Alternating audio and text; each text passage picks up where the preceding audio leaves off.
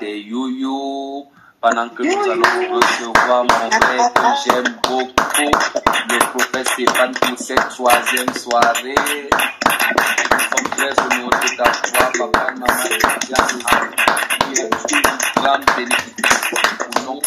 Nous voulons te le dire de ton vivant. Nous savons que tu as gagné ta vie, mais nous voulons t'exprimer cette reconnaissance. Tu es une immense bénédiction pour nous. Oh, en tout cas, nous ne regretterons jamais de t'avoir connu. Que le Seigneur te comble et encore une fois de plus ce soir, bienvenue.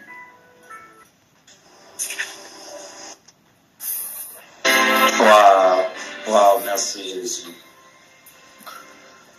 Merci infiniment. Seigneur, merci pour ton saint serviteur, Seigneur Dieu Tout-Puissant, mon frère, le prophète Stéphane Azel. Seigneur, ce soir, je voudrais encore exprimer, Seigneur, toute ma reconnaissance, parce que dans ta sagesse, Seigneur, il t'a plu, Seigneur, de le placer, Seigneur Dieu Tout-Puissant, non pas seulement dans cette saison, mais également dans toutes les saisons à venir. Seigneur, par ta grâce et ta miséricorde, tu me donnes, Seigneur, l'opportunité de me joindre à tous les saints, à tous les bien-aimés, Seigneur, ici présents. Seigneur, pour prier pour la vie, pour le ministère, Seigneur, de ton saint serviteur, celui que tu aimes, le prophète Stéphane Azel. Seigneur, nous prions que tu continues de capturer son cœur pour toi. Seigneur, ne laisse pas qu'une autre chose, qu'une autre personne s'empare de son cœur et de son âme. Seigneur, nous prions que tu sois celui-là qui règne et qui continue de régner, Seigneur, dans son cœur et dans son âme. Seigneur, nous prions que tu continues de préserver sa vie, de préserver son ministère, Seigneur, de le préserver dans l'incorruptibilité. Seigneur, je prie, Éternel Dieu Tout-Puissant, que tout ce qui le concerne, Seigneur, te soit agréable, que tu continues de prendre plaisir à sa vie, à son ministère, à ce qu'il fait. Seigneur, merci parce que tu as choisi de l'envoyer et de l'offrir, Seigneur, comme un don à ton Église. Non pas seulement, Seigneur, au Cameroun, non pas seulement en Afrique, Seigneur, mais partout dans les nations. Seigneur, nous sommes là et nous sommes témoins de tes œuvres nombreuses et extraordinaires, Seigneur, que tu as accomplies au travers de lui, au travers de sa vie. Seigneur, nous sommes témoins de ce que tu ne manifestes pas seulement tes dons, tes charismes, ta puissance au travers de ton saint serviteur, le prophète Azel, mais Seigneur, il est également un exemple d'amour pour nous. Il est un modèle, Seigneur, d'amour pour nous et nous te rendons grâce pour sa vie qui est si précieuse. Seigneur, nous te louons, nous t'adorons et nous te bénissons. Seigneur, je choisis également cette occasion pour prier, Seigneur, pour tous les bien-aimés, Seigneur, qui sont connectés là ce soir, depuis des nations, depuis des pays, depuis des continents.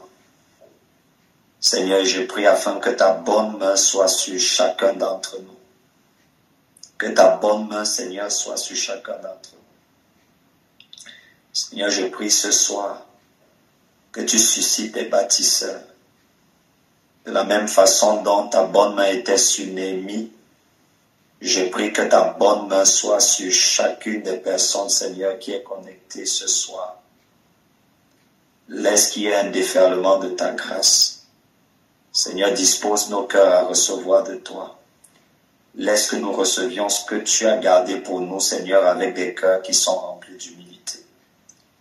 Seigneur, pendant que ta parole sort, laisse qu'elle sorte avec puissance et autorité, avec la capacité extraordinaire d'apporter, de transporter la transformation, la métamorphose, laisse qu'il y ait des repositionnements divins. Laisse que, Seigneur Dieu Tout-Puissant, quelqu'un écoute ta voix de façon claire ce soir.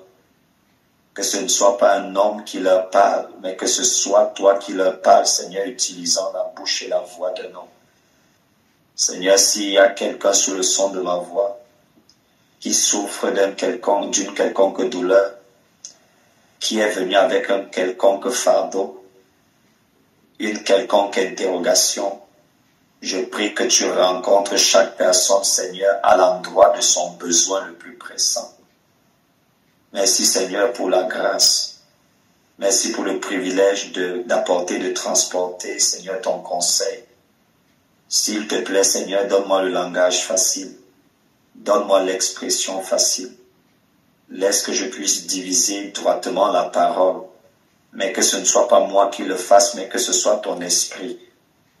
Laisse que cette parole, Seigneur, touche non seulement les cœurs, mais également les âmes, et visite chaque domaine et chaque compartiment de nos vies, de nos familles, de nos ministères, Seigneur, et de toutes les choses et de toutes les personnes qui sont reliées et associées à nous. Père, nous te rendons grâce, parce que toi, tu vois la fin dès le début. Et nous savons, Éternel Dieu Tout-Puissant, que cette réunion fait partie de ton agenda divin. Merci, Seigneur, pour ce que tu fais maintenant. Et qu'à la fin, Seigneur, l'honneur, la gloire et la magnificence te reviennent au nom puissant de Jésus-Christ. Amen. Amen. Bien-aimé dans le Seigneur, que le Seigneur te bénisse abondamment et que sa grâce te soit multipliée de la part de notre Seigneur Jésus-Christ.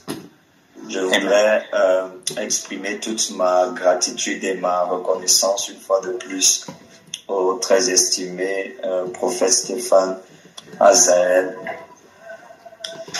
Il y a des fois, le Seigneur veut te bénir, le Seigneur veut te visiter et il veut te prouver son amour.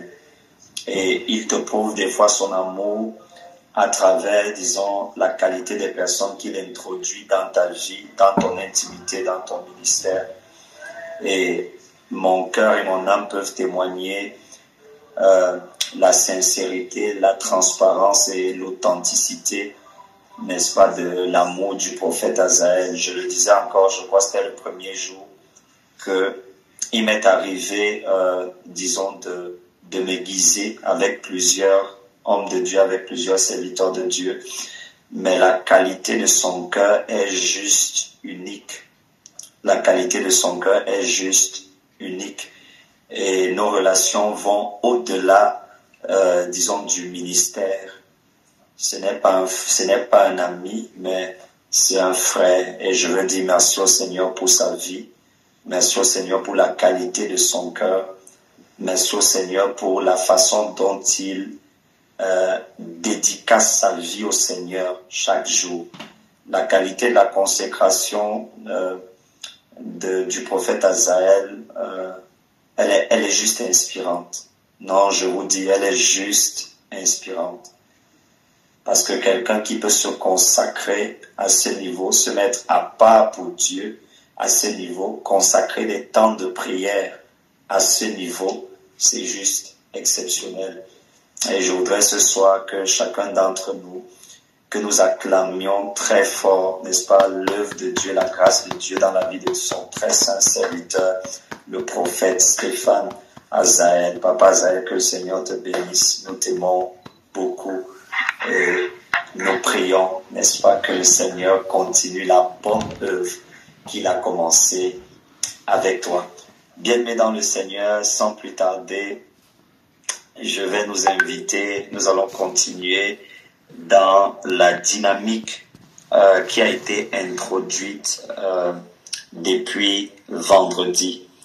Le Saint-Esprit et le prophète Azaël m'ont donné la lourde mission, l'importante mission d'entretenir le peuple de Dieu, les hommes de Dieu, les femmes de Dieu, sur le thème qui a été intitulé « Un culte agréable à Dieu ». Et pour ceux qui n'étaient pas là le premier jour, nous sommes partis d'une portion des Saintes Écritures qui est écrite dans le livre de Hébreux chapitre 12, le verset 28e, où la Bible dit « C'est pourquoi, recevant un royaume inébranlable, montrons notre reconnaissance en rendant à Dieu un culte qui lui est agréable, avec piété et crainte. » Et nous sommes partis du postulat selon lequel si la Bible parle d'un culte agréable, si la Bible nous demande de rendre un culte agréable à Dieu, cela signifie et sous-entend qu'il est possible de rendre à Dieu un culte, mais un culte qui n'est pas agréable. Alors nous nous sommes posés premièrement la question de savoir qu'est-ce qu'un culte? Qu'est-ce qu'un culte? J'avais un enseignant à l'université qui disait souvent que connaître avec certitude le sens des mots, c'est comprendre à demi les mécanismes qu'ils désignent. C'est pourquoi j'aime toujours m'attarder sur la définition, l'explication, l'analyse des mots. Et nous avons vu vendredi que lorsqu'on parle d'un culte, le mot culte signifie en fait servir, signifie service, signifie adoration. Et nous avons vu que on ne peut pas parler de culte sans parler de culture. Dans toute culture, il y a un culte. Dans toute culture, il y a une adoration. Dans le culte, c'est une façon d'adorer. C'est une façon de servir, mais également, le Saint-Esprit nous a enseigné que le culte est une façon de vivre. Il y a donc des façons de servir qui ne sont pas agréables à Dieu. Il y a des façons d'adorer qui ne sont pas agréables à Dieu. Il y a des façons de vivre qui ne sont pas agréables à Dieu. Nous nous sommes donc posé la question de savoir, mais quelle est donc la façon de vivre, de servir, d'adorer qui est agréable à Dieu? Et nous avons lu dans le livre de Romains chapitre 12, du verset 1er jusqu'au verset 2, la Bible dit « Je vous exhorte donc, frères, par les compassions de Dieu, à offrir vos corps comme un sacrifice vivant qui est saint et agréable à Dieu, ce qui sera de votre part un culte raisonnable. » Et le Saint-Esprit nous a fait voir qu'il y a une différence entre un culte raisonnable et un culte agréable. Et que ce qui est attendu d'un culte agréable est supérieur à ce qu'on appelle un culte raisonnable. Parce que le culte raisonnable, c'est un culte qui a une qualité de service ou d'adoration qui est inspirée de notre raison. Et le verset 2e de Romains chapitre 12 dit « Ne vous conformez pas au siècle présent, mais soyez transformés par le renouvellement de l'intelligence. » Et nous avons vu que dans le verbe « conformer », on a la racine de ce verbe qui est forme ou qui est formé. Nous avons vu donc qu'au ciel, il y a une forme. Et lorsque la Bible nous dit de ne pas nous conformer au siècle présent, cela signifie que le siècle présent, c'est-à-dire le monde, a tendance à donner une forme spécifique aux hommes. Mais la Bible nous dit de ne pas accepter de prendre la forme que le monde voudrait nous donner, mais de prendre plutôt la forme qui vient du ciel. La suite du verset dit que « mais soyez transformés ». Et nous avons vu que dans le verbe transformer, nous avons le mot forme et nous avons le mot trans. Et on a dit que transformer signifie que le Seigneur voudrait nous transférer une forme qui est déjà là. Donc en réalité, nous n'avons rien à inventer au sujet de la qualité du service, de la qualité du culte que nous devons offrir à Dieu. Il y a déjà une forme, et cette forme qui vient du ciel, qui vient de notre Père, qui vient de notre Seigneur, le Seigneur souhaite nous transférer une forme. Il souhaite nous transférer un modèle. Il souhaite nous transférer une façon de faire, une façon de vivre, une façon de voir, une façon même de concevoir. Et la Bible dit que « mais soyez transformés par quoi? Par le renouvellement de l'intelligence. » La suite du verset dit, afin que vous discerniez quelle est la volonté de Dieu, virgule, ce qui est bon, ce qui est agréable et parfait. Et le Saint-Esprit nous a dit que il n'existe pas de meilleure forme de culte que nous puissions rendre à Dieu qui soit supérieure à l'accomplissement de la volonté de Dieu. En réalité, l'accomplissement de la volonté de Dieu est la forme de culte la plus agréable que nous puissions rendre à Dieu. La volonté de Dieu, l'accomplissement de la volonté de Dieu est le niveau, est le summum du niveau d'adoration que nous puissions rendre à Dieu. L'accomplissement de la volonté de Dieu est le paroxysme de la qualité du service que nous puissions rendre à Dieu. Il y a donc une relation, un lien, une contiguïté entre l'accomplissement de la volonté de Dieu et la qualité du culte que nous rendons à Dieu, et la qualité du service que nous rendons à Dieu, et la qualité de l'adoration que nous rendons à Dieu. Si nous voulons offrir à Dieu un culte qui est excellent, une adoration qui est excellente, un service qui est excellent, c'est très simple. Nous devons faire le choix irréversible d'embrasser la volonté parfaite de Dieu. En ce qui concerne la volonté de Dieu, on peut avoir trois dimensions de la volonté de Dieu. On peut avoir la volonté générale de Dieu, c'est-à-dire la volonté que Dieu veut pour tous les hommes, ou la volonté que Dieu veut pour tous les enfants de Dieu. Ça, c'est une volonté qui est générale. On peut avoir deuxièmement la volonté permissive de Dieu. La volonté permissive de Dieu, c'est quelque chose que Dieu nous permet de faire pour un temps. C'est quelque chose que Dieu nous permet de faire pour une saison. Et enfin, nous pouvons avoir la volonté parfaite de Dieu. La volonté parfaite de Dieu est le sur-mesure de Dieu en ce qui concerne ta vie. C'est le sur-mesure de Dieu en ce qui concerne ta destinée. C'est la chose que Dieu souhaite et voudrait exactement pour toi. C'est la chose qui porte non seulement l'empreinte de Dieu, mais qui porte également ton empreinte.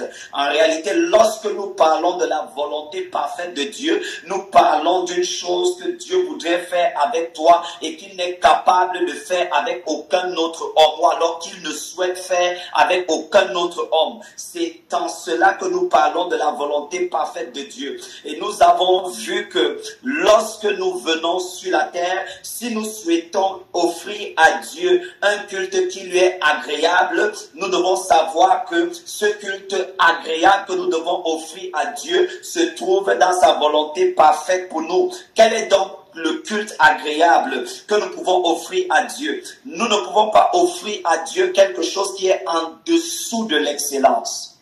Est-ce que je peux continuer? Nous ne pouvons pas offrir à Dieu quelque chose qui est en dessous de l'excellence. Toute sorte de médiocrité n'est pas un culte agréable à Dieu. Lorsque nous offrons à Dieu des cultes médiocres, un service qui est médiocre, une adoration qui est médiocre, ou même lorsque dans notre vie, nous vivons une vie de médiocrité, nous vivons par exemple dans l'échec, ce type de vie n'est pas agréable à Dieu. Ce qui est agréable à Dieu, c'est lorsque nous vivons une vie d'excellence, c'est lorsque nous vivons une vie de perfection, c'est lorsque nous vivons une vie extraordinaire. En réalité, si nous parlons de vivre une vie d'excellence, nous sommes en train de parler de vivre une vie qui est réussite. Nous sommes en train de parler de vivre une vie de succès.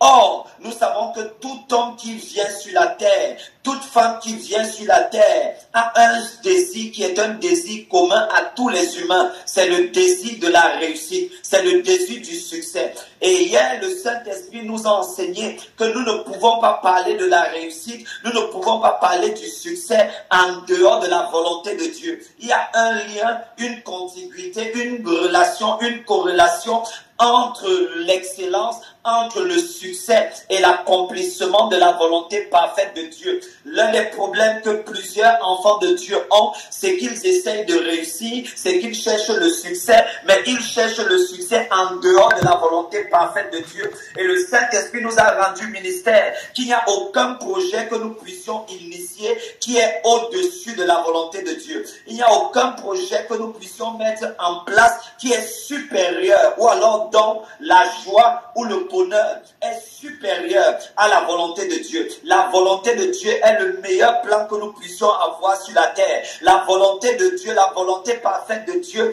est le meilleur succès que nous puissions avoir sur la terre. La volonté parfaite de Dieu est la meilleure réussite que nous puissions avoir sur la terre. Toute chose qui est en dehors de la volonté parfaite de Dieu est une réussite qui est en dessous de ce que Dieu a planifié, est un succès qui est en dessous de ce que Dieu a planifié. En réalité, lorsque Dieu parle de la réussite ou du succès, Dieu est en train de parler de l'accomplissement de sa volonté parfaite pour ta vie et pour ta destinée. Est-ce que je peux avoir un amen qui est consistant? Amen. Amen. Et le Saint-Esprit nous a enseigné qu'il n'est pas possible de réussir sur la terre, d'accomplir la volonté de Dieu. Il n'est pas possible d'offrir un culte agréable à Dieu sans répondre au préalable à 5 questions principales qui sont les 5 questions qui vont encadrer ta vie sur la terre, qui sont les 5 questions qui influencent la qualité de ton adoration, qui sont les 5 questions qui influencent la qualité de ton service, qui sont les 5 questions qui influencent tout ce que tu vas faire et tout ce que tu vas accomplir, n'est-ce pas, sur la terre. Et le Saint-Esprit nous a dit la première question à laquelle chacun de nous devrait répondre, c'est la question de notre identité. Qui es-tu? Qui es-tu? Qui es-tu réellement? Et nous avons vu que lorsque nous parlons de la question de ton identité, nous le faisons par référence. Ton identité ne fait pas référence à la couleur de ta peau. Ton identité ne fait pas référence à la quantité de diplômes que tu as. Ton identité ne fait pas référence aux écoles dans lesquelles tu es parti. Lorsque nous parlons de ton identité, nous parlons de comment tu es vu par Dieu. Nous parlons de ce que tu représentes aux yeux de Dieu. Gloire à Jésus. La deuxième question, qui est une question fondamentale et primordiale à laquelle il faudrait répondre afin de pouvoir offrir un culte agréable à Dieu, c'est la question de ton origine. D'où viens-tu? Quelle est ta source? Quelle est ton origine? Celui qui ne connaît pas sa source, celui qui ne connaît pas son origine, ne peut pas offrir à Dieu un culte qui lui est agréable, ne peut pas offrir à Dieu un culte excellent, ne peut pas offrir à Dieu une adoration excellente. La troisième question à laquelle nous devons tous répondre, qui est une question cardinale, qui est une question essentielle, c'est la question de la raison pour laquelle tu te trouves sur la terre. Pourquoi es-tu sur la terre? Plusieurs personnes commencent leur course ou la course de leur vie chrétienne. Plusieurs personnes commencent la marche chrétienne sans au préalable répondre à la question de leur raison d'être sur la terre.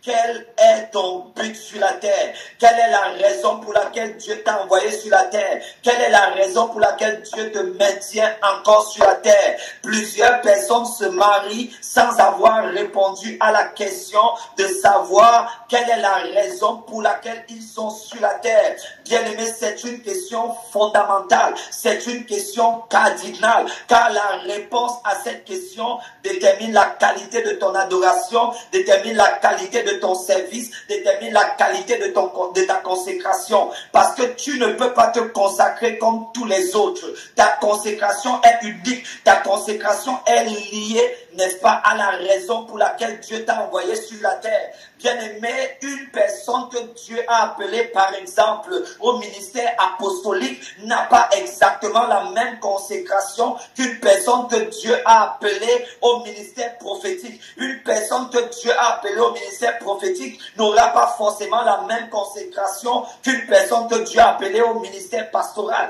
Une personne que Dieu a appelée au ministère pastoral n'aura pas forcément la même consécration qu'une personne que Dieu a appelée au ministère des affaires. Oui, tu m'as bien entendu, j'ai parlé du ministère des affaires. Ça veut dire que dans le plan de Dieu, dans l'agenda de Dieu, de même qu'il y a des personnes qui sont appelées au ministère apostolique pour la prédication de la parole, pour l'implantation des églises, il y a également des personnes que Dieu a appelées, que Dieu a mandatées et que Dieu va ordonner dans le ministère des affaires. Donc nous pouvons être dans la même église, dans la même communauté, mais nous devons également prendre conscience du caractère unique de nos appels, du caractère unique de nos destinées, du caractère unique, n'est-ce pas, du but pour lequel Dieu nous a appelés. La quatrième question, qui est une question cardinale, qui est une question importante, à laquelle nous devons absolument répondre, est la question qui est liée à ton potentiel, est la question qui est liée à tes capacités, est la question qui est liée à tes vraies forces. Le Seigneur nous a envoyés sur la terre, mais il ne nous a pas donné exactement les mêmes capacités. Il ne nous a pas donné exactement les mêmes forces. Il ne nous a pas donné exactement le même potentiel. Le potentiel que Dieu t'a donné est lié à la spécificité de son appel sur ta vie. Le potentiel que Dieu t'a donné est lié au but de ta vie. Le potentiel que Dieu t'a donné est lié à la raison pour laquelle il t'a envoyé sur la terre. C'est pourquoi nos dons sont différents. C'est pourquoi nos talents sont différents. C'est pourquoi nos charismes sont différents. Pourquoi? Simplement parce que Dieu te donne des dons, des talents. Dieu te donne, n'est-ce pas, des capacités. Il te donne même des compétences qui sont liées à ce que tu dois accomplir sur la terre. Est-ce que je peux avoir un amen? Et la cinquième question à laquelle chacun de nous devrait répondre est la question de ta destinée. J'ai envie de dire la question de ta destination. C'est une chose d'entrer dans le ministère, mais pour quelle destination? C'est une chose de vouloir devenir riche, mais quelle est la destination? Quelle est la destination finale? Lorsqu'on parle de la destinée, on parle de ta destination finale. Tu veux arriver où? Tu veux atteindre quel objectif final? Et les réponses à ces 5 questions qui sont des questions fondamentales, qui sont des questions cardinales. La réponse à ces questions va déterminer la qualité de l'adoration, la qualité du service, la qualité du culte que nous allons rendre à Dieu. Dieu appelle des gens au ministère des Affaires. Il y a des personnes qui, dans l'agenda de Dieu, dans le plan de Dieu, doivent être ordonnées et envoyées comme des personnes qui sont envoyées par le ciel pour conquérir la montagne des affaires. Il y a un ministère des affaires. Et si vous regardez bien dans le ministère de Jésus, vous allez vous rendre compte qu'il y avait des personnes que Jésus a appelées, non pas comme des apôtres pour prêcher et pour implanter des églises, mais il y avait des personnes que Jésus a appelées dans le ministère des affaires. L'appel de Judas Iscariote était un appel dans le domaine des affaires. Mais le problème de Judas Iscariote, c'est que bien qu'étant appelé dans des affaires, il s'est retrouvé en train d'être corrompu. Dans l'appel de Judas Iscariote, il n'était pas seulement appelé à prêcher l'évangile, il n'était pas seulement appelé à implanter des églises, mais il avait également un appel dans le domaine des affaires. Et c'est un appel qui a été corrompu par le diable. Si nous voulons donc rendre un culte agréable à Dieu, nous devons être capables d'apporter des réponses claires à ces 5 questions. Est-ce que je peux avoir un amen? Amen. Et hier, par la grâce et la miséricorde de Dieu, nous avons commencé à répondre à la question de l'identité. Qui es-tu? Qui es-tu? Et en ce qui concerne la question de l'identité, généralement, lorsqu'on demande aux enfants de Dieu qui ils sont, certaines personnes vont dire qu'elles sont nées de nouveau, d'autres personnes vont dire qu'elles sont rachetées. Et nous avons vu par exemple que lorsque nous parlons du rachat, le rachat est un niveau de révélation de notre identité, mais ce n'est pas le meilleur niveau de révélation de notre identité. Au-dessus du rachat, il y a des niveaux de lumière qui sont supérieurs. Parce que nous n'avons pas seulement été rachetés, mais en plus d'être rachetés, nous avons été justifiés. Est-ce que je peux avoir un amen qui est consistant? Amen. Amen. Amen. Gloire à Jésus-Christ. Nous avons été justifiés. Et nous n'avons pas seulement été justifiés, nous avons été libérés. Et nous n'avons pas seulement été libérés. Après que le Seigneur nous ait rachetés, après qu'il nous ait justifiés, après qu'il nous ait libérés, le Seigneur a bien voulu nous accorder une immunité divine. Une immunité divine. Romains chapitre 8, le verset 1. La Bible déclare qu'il n'y a désormais plus aucune condamnation pour ceux qui sont en Christ. Et lorsque nous lisons les versets suivants, versets 31, 32, 33 et 34, la Bible déclare: qui accusera donc les élus de Dieu? C'est Dieu qui justifie. Or, quelqu'un qu'on ne peut plus accuser est quelqu'un qui a été couronné de l'immunité. Dans le règne séculier, il y a ce qu'on appelle l'immunité diplomatique. Dans le règne séculier, il y a l'immunité sénatoriale. Dans le règne séculier, il y a l'immunité présidentielle. Et lorsque tu jouis d'une immunité diplomatique, lorsque tu jouis d'une immunité sénatoriale, lorsque tu jouis d'une immunité présidentielle, tu ne peux pas être attaqué, tu ne peux pas être poursuivi parce qu'il y a quelque chose qui te protège des attaques, des poursuites et des condamnations. Donc lorsque nous sommes nés de nouveau, nous n'avons pas seulement eu accès au rachat, donc nous ne sommes pas seulement rachetés, mais en plus d'avoir été rachetés, le Seigneur nous a couronnés d'une immunité divine. Et c'est cette immunité divine qui fait en sorte que nous ne pouvons plus être condamnés. Et le Seigneur ne s'est pas arrêté seulement à ce niveau. En plus de nous avoir donné l'immunité divine, le Seigneur a fait de nous des citoyens célestes. Amen.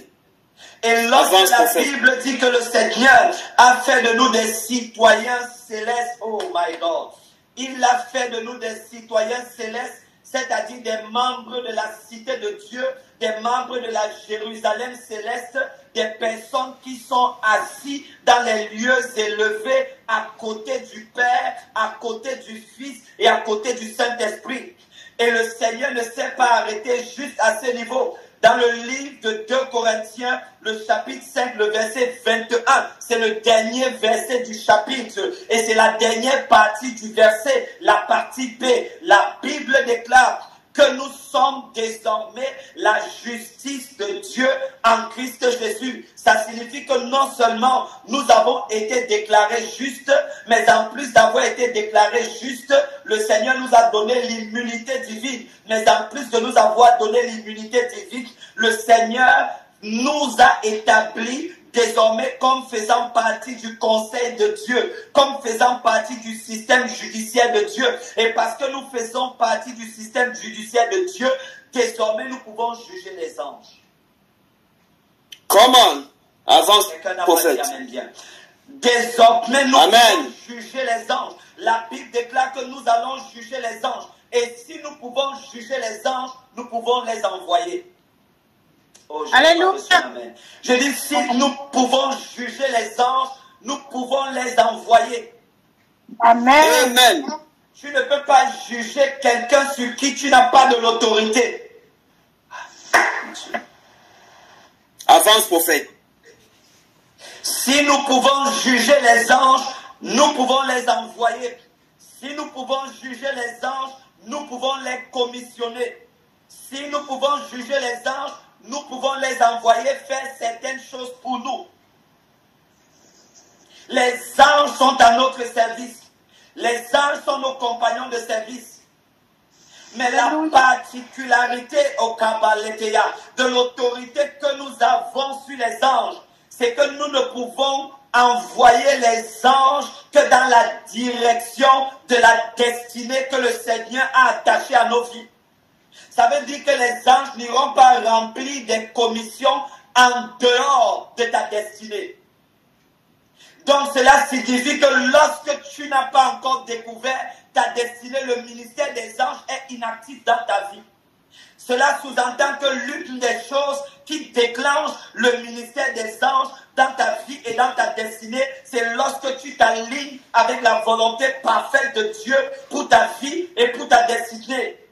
Lorsque tu t'alignes avec la volonté parfaite de Dieu pour ta vie et pour ta destinée, tu rends un service agréable à Dieu. Tu rends une adoration agréable à Dieu. Tu rends un culte excellent à Dieu. Et lorsque tu rends un culte excellent à Dieu, les anges t'obéissent. Les anges obéissent à ta voix. Les anges obéissent à tes commissions. Les anges peuvent partir partout là où tu les envoies. Pourquoi? À cause de la qualité du culte excellent que tu rends à Dieu. Si un culte excellent n'est pas rendu à Dieu, les anges ne se meuvent pas. L'une des choses qui amène les anges à se mouvoir, c'est la qualité de ton service, c'est la qualité de ton adoration, c'est la qualité de ta dédicace, c'est la qualité de ta consécration. Lorsque tu es consacré à Dieu, lorsque tu es consacré à l'accomplissement de la volonté parfaite de Dieu, les anges obéissent à ta voix. Amen. Amen.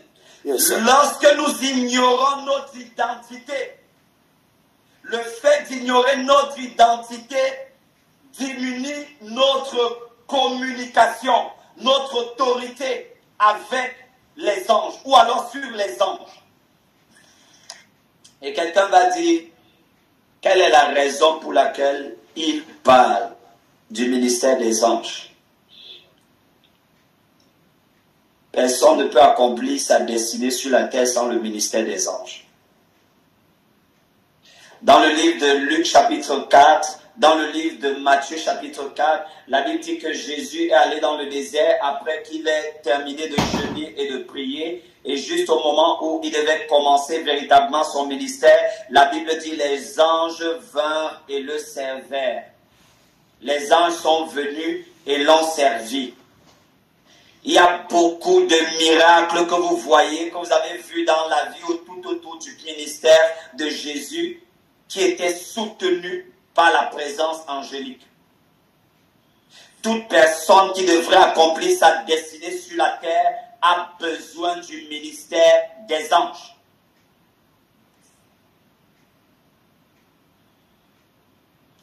La deuxième question à laquelle il faudrait impérativement répondre pour rendre à Dieu un culte qui lui est agréable, un culte qui lui est excellent, c'est la question qui est liée à ton origine. Quelle est ton origine? Quelle est ta source? D'où viens-tu? Et lorsque nous parlons de ton origine, nous ne faisons pas allusion au pays d'où tu viens. Nous ne faisons pas allusion à l'ethnie à laquelle tu appartiens. Non, ce n'est pas ton origine. Ce n'est pas ta première source. Allons ensemble, s'il vous plaît, dans le livre de Jean. Commençons par le livre de Jean, chapitre 1. Nous allons lire le verset 12 et le verset 13. Jean, chapitre 12, chapitre 1er. Nous lisons le verset 12 et le verset 13. J'ai besoin d'un lecteur, s'il vous plaît.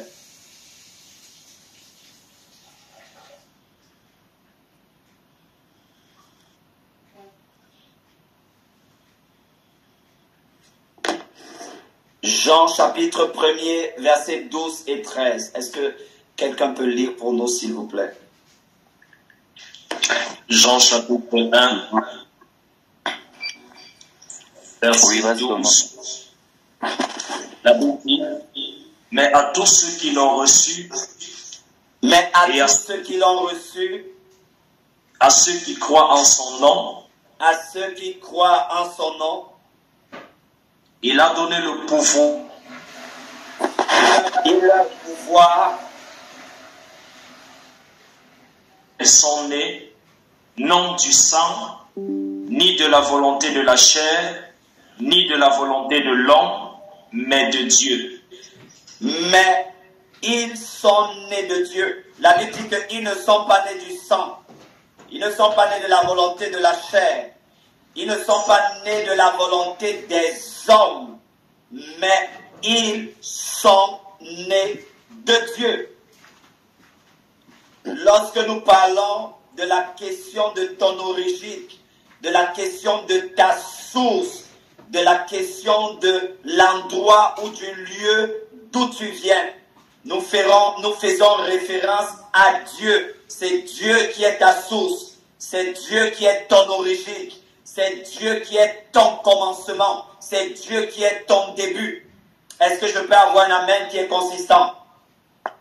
Amen. Alors, Amen. dans le livre de Jérémie, chapitre 1, nous allons lire le verset 5e. Jérémie, chapitre 1, nous allons lire le verset 5e.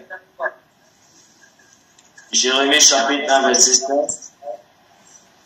La Bible dit, avant que je t'eusse formé dans le ventre de ta mère, Il dit, avant que je ne t'eusse formé dans le ventre de ta mère. Donc Dieu dit au prophète Jérémie que c'est lui, Dieu, qui a donné une forme à Jérémie dans le sein de sa mère. Mais Dieu dit à Jérémie que avant même que je ne te donne une forme, soyez avec moi s'il vous plaît. Dieu dit à Jérémie, avant même que je ne te donne une forme dans le sein de ta mère, Dieu est en train de dire que Jérémie a pris une forme dans le sein de sa mère. Que Jérémie a pris une forme dans le sein de sa mère. Est-ce qu'on peut avancer? Qu'est-ce qu'il dit? il dit, avant que je t'eusse formé dans le ventre de ta mère, je te connaissais. Il dit, je te connaissais déjà. Je voudrais que tu soulignes ce passage dans ta Bible. Il dit à Jérémie, avant que je ne t'ai formé dans le sein de ta mère, je te connaissais déjà. Je te connaissais déjà. Je te connaissais déjà. Et si vous lisez ici le mot connaître, ça traduit le fait que Dieu est en train de dire à Jérémie que j'étais déjà en relation avec toi, avant même que tu ne prennes forme dans le sein de ta mère. Donc notre relation avec Dieu ne commence pas à partir de la nouvelle naissance. Notre relation avec Dieu vient ou alors a débuté bien avant la nouvelle naissance. Et ici, Dieu est en train de prouver une fois de plus qu'il est notre commencement, qu'il est notre origine, qu'il est notre début. Et je vais mettre une pause ici. Amen. Pour que tu comprennes quelque chose. En théologie, il y a un principe en théologie qui s'appelle le principe de la simplicité divine. Et le principe de la simplicité divine enseigne que tout ce qu'il y a en Dieu est égal à Dieu. Et que rien de ce qui se trouve en Dieu n'est inférieur à Dieu. Ça veut dire que tout ce qui sort de Dieu a la nature de Dieu. Est-ce que je peux avoir un amen? Amen, amen. On vous l'appelle dans le livre de 2 Pierre. Allons dans le livre de 2 Pierre, chapitre 1, verset 4. 2 Pierre, chapitre 1, verset 4. Tout ce qui vient de Dieu a la nature de Dieu. Tout ce qui vient de Dieu a l'ADN de Dieu. Ce qui est trouvé dans le Père est trouvé dans le Fils. Jésus dit que je fais ce que je vois mon Père faire.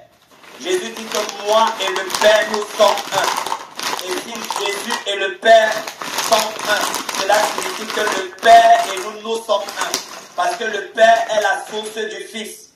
Et nous sommes les frères du Fils. Et parce que nous sommes les frères du Fils, le Père est également notre source. Parce que la Bible déclare que Jésus est le premier-né d'entre plusieurs frères. Donc si le Père est la source du Fils, cela signifie que le Père est notre source. Et dans le livre de 2 Pierre, le chapitre 1, s'il te plaît, ouvre ta Bible, je veux que tu lises et que tu soulignes ce passage. 2 Pierre, chapitre 1, verset 4e. Est-ce qu'on peut lire cela? 2 Pierre, chapitre 1, verset 4.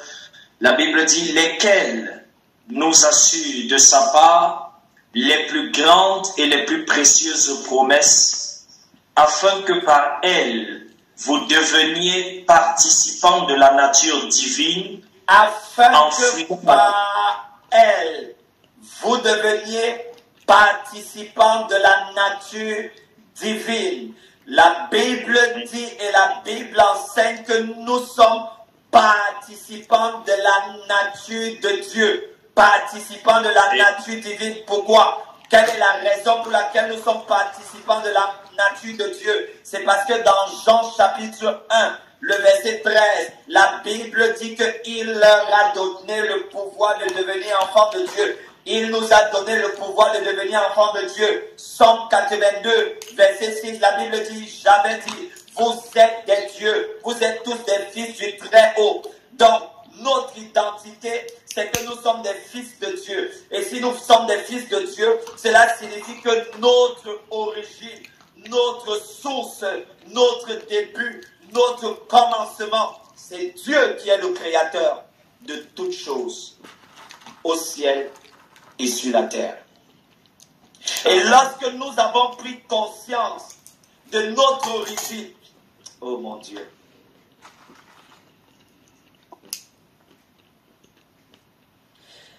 lorsque nous avons pris conscience de notre origine, de notre source, nous savons donc que sur le plan spirituel, nous pouvons ne pas avoir la même couleur de peau, mais nous avons la même ADN. Est-ce que je peux avoir un amen? Nous pouvons ne pas sortir de la même famille biologique, mais nous avons la même ADN. Est-ce que je peux avoir un amen? Amen. Amen. Amen. Parce que nous avons la même source. Parce que nous avons le même Père, qui est notre Père céleste. Et c'est pourquoi l'apôtre Paul va dire dans le livre de Galates, l'apôtre Paul va dire clairement dans le livre de Galates, que c'est la raison pour laquelle nous pouvons crier Abba Père. Le mot Abba signifie notre source. Et s'il est notre source, ça signifie que c'est de lui que vient notre ressource. S'il est notre source, ça signifie que c'est de lui que viennent nos ressources. Est-ce que je peux insister? S'il est notre source, ça signifie que c'est de lui que viennent nos ressources. Nous ne devons donc pas chercher nos ressources en dehors de lui. C'est la raison pour laquelle le peuple d'Israël peut quitter l'Égypte et entrer dans le désert. Et lorsqu'ils sont entrés ils entrent dans le désert. Dans le désert, ils ne peuvent pas cultiver.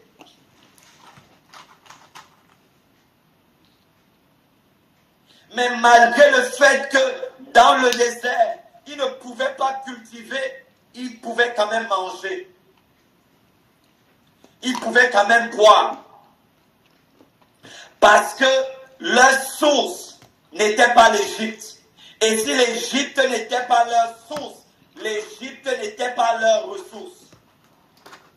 Parce que c'est celui qui est ta source qui détermine tes ressources. Parce que c'est dans la source qu'on se ressource. Est-ce que je peux avoir un amen? C'est dans la source qu'on se ressource. C'est celui qui est ta source qui détermine ton niveau de ressources. Amen, amen, amen. Donc, si nous voulons rendre la qualité de notre culte, de notre adoration, de notre service excellent, nous devons avoir la révélation de notre origine, la révélation de notre source, la révélation de qui est la personne de qui nous sommes, la descendance. Est-ce que je peux avoir un amen? Amen. La troisième question à laquelle nous devons répondre, et c'est ici que ça commence à être intéressant. La troisième question à laquelle chacun de nous devrait répondre est la question qui est liée au but de ta vie. Vous ne pouvez pas rendre un culte agréable à Dieu si vous ne connaissez pas pourquoi vous êtes sur la terre. Après la nouvelle naissance, la recherche, la quête permanente de ta vie, ou alors l'un des sujets de prière majeurs qui constitue l'un des sujets de prière le plus important. Il est le sujet de prière qui est lié à la découverte du but de ta vie. Le but de ta vie détermine ta destination. Le but de ta vie détermine tes choix. Le but de ta vie influence la personne avec laquelle tu vas te marier. Le but de ta vie influence le métier que tu vas choisir. Le but de ta vie, n'est-ce pas, influence les personnes avec lesquelles tu vas t'attacher. Le but de ta vie influence les personnes que tu vas introduire dans ton intimité. Le but de ta vie influence et détermine les personnes que tu devrais garder loin de ta vie, loin de ton intimité. La découverte, celui qui découvre le but de sa vie, a parcouru 50% de sa destinée. Amen. Alléluia. Le diable ne combat pas tes finances.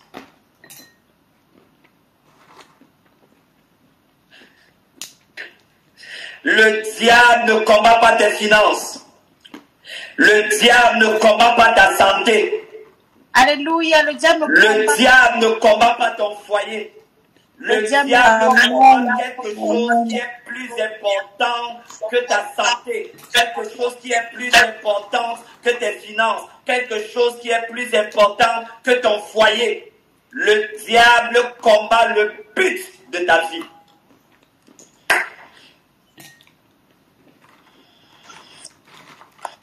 Ce que l'ennemi attaque de façon constante et de façon continuelle, c'est le but de ta vie. Comment je sais que le diable ne s'attaque pas principalement à tes finances? C'est juste un prétexte qu'il essaye d'utiliser. La Bible dit que dans la ville de Bethléem, un petit garçon, j'ai envie de dire, un bébé est né. Et lorsque ce bébé est né, il n'avait même pas encore 3 ans. Il n'avait même pas encore 5 ans.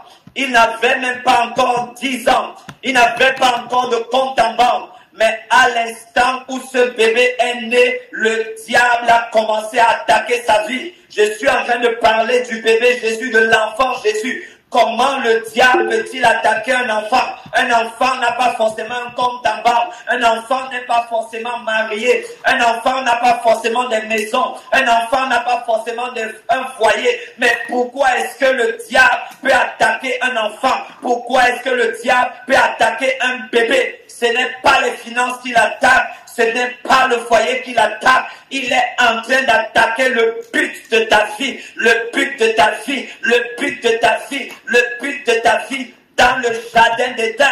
Le diable a attaqué le but de la vie d'Adam. Il a attaqué le but de la vie de Ève. Lorsqu'il fait en sorte que Ève se retrouve en train de commettre, n'est-ce pas, ce péché. En réalité, il n'a pas un problème avec ce que Ève mange, mais il est en train d'attaquer le but de la vie d'Adam et de Ève. Il est en train d'attaquer leur destinée. Ce que l'ennemi attaque lorsqu'il te conduit dans le péché, bien-aimé, ce n'est pas seulement ton corps, mais ce qu'il est en train d'attaquer, c'est le but de ta vie, parce qu'il sait que si tu vis dans le péché, tu ne peux pas accomplir le but de ta vie. Parce qu'il sait que si tu vis dans des choses qui ne sont pas glorieuses, tu ne peux pas accomplir le but de ta vie. Pourquoi? Parce que quand tu vis dans le péché, bien aimé, l'exaucement est loin. L'exaucement s'éloigne. Parce que la Bible déclare que Dieu n'exauce pas les pécheurs. Or, personne ne peut accomplir le but de sa vie sans recevoir l'exaucement de Dieu. Donc, si tu dois recevoir l'exaucement du ciel en ce qui concerne ta vie, en ce qui concerne ton foyer, en ce qui concerne ton ménage, tu dois vivre loin du péché parce qu'il est écrit que Dieu n'exauce pas les pécheurs. Qu'est-ce que le diable va donc faire? Pour t'empêcher d'accomplir ta destinée, il va t'empêcher d'être exaucé. Et pour t'empêcher d'être exaucé, il va apporter le péché devant ta vie. Ce qu'il attaque, c'est le but de ta vie. Il y a un homme que j'aime et que j'apprécie énormément. Son nom, c'est le docteur Myles Munroe. Et le docteur Myles Munroe a dit, la personne la plus pauvre qui existe sur la terre est une personne qui n'a pas de rêve, est une personne qui n'a pas de vision. Lorsqu'une personne n'a pas de vision, cette personne n'a pas de destination. Donc celui qui n'a pas de vision ne peut pas parler de la destinée ou de la destination. Parce que pour pouvoir parler de la destinée ou de la destination, il faut avoir une vision.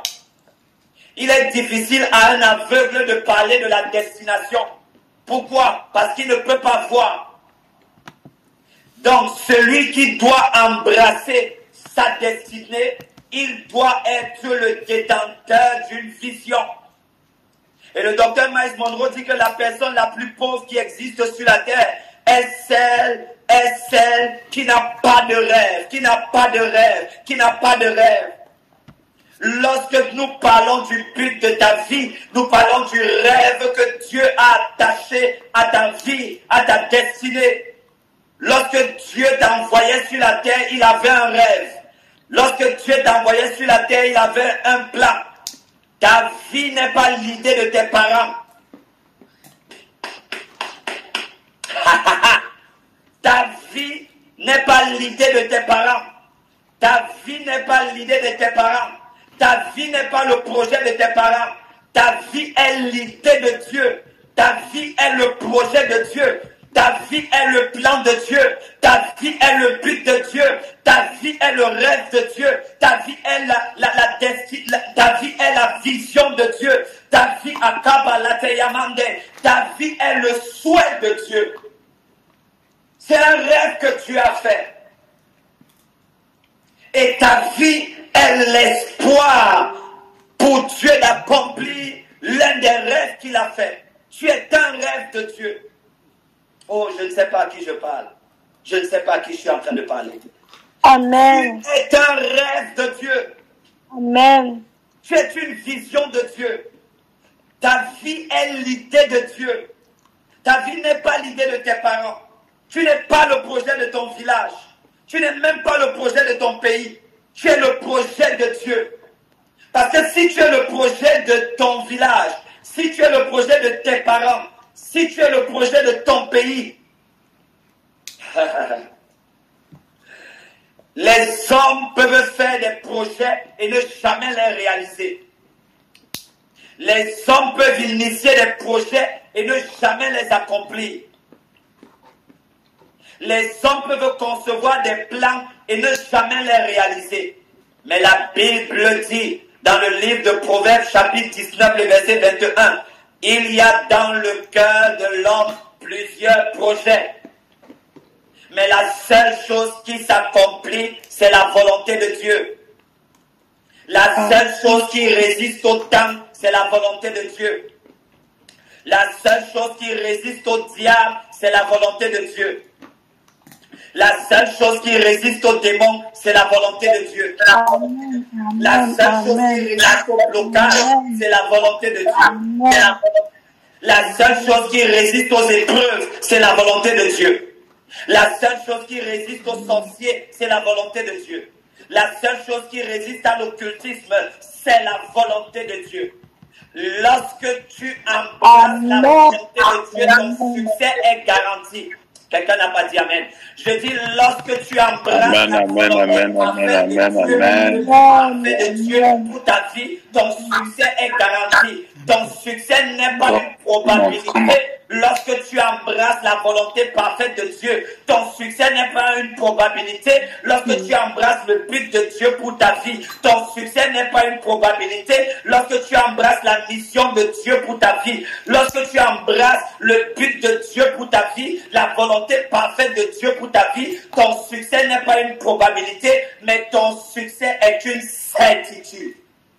Ton succès est un arrêt divin. Amen. Ton succès est une décision divine. Et lorsque ton succès devient une décision divine, Dieu libère le ministère des anges pour t'accompagner dans la réalisation de son rêve. Les anges ne sont pas sur la terre pour accomplir les rêves des hommes. Je ne sais pas à qui je prêche.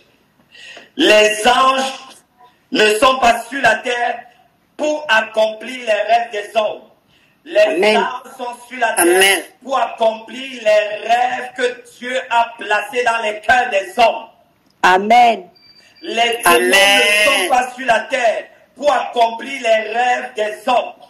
Les démons sont sur la terre pour accomplir les rêves que le diable a placés dans les cœurs de certains hommes.